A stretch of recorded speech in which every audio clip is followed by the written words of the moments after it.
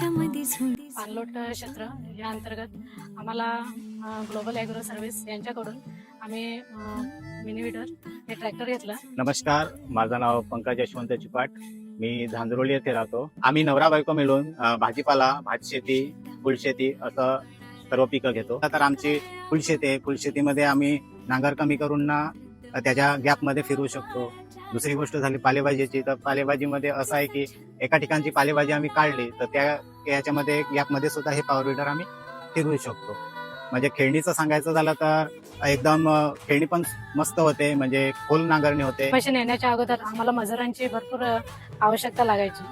हे मशीन आल्यानंतर आम्हाला मजुरांची संख्या पण कमी झाली आणि वेळ पण वाचतो. यामुळे मेंटेनन्स तसा बघितलं तर कायच नाही मिळत आणि ह्याला डिझेल लागते. ते 1 तासाला अर्धा लिटर पर्यंत लागते. तुमची शेती सोपी करायची असेल तर ग्लोबल ॲग्रो या ट्रॅक्टरचा वापर करा.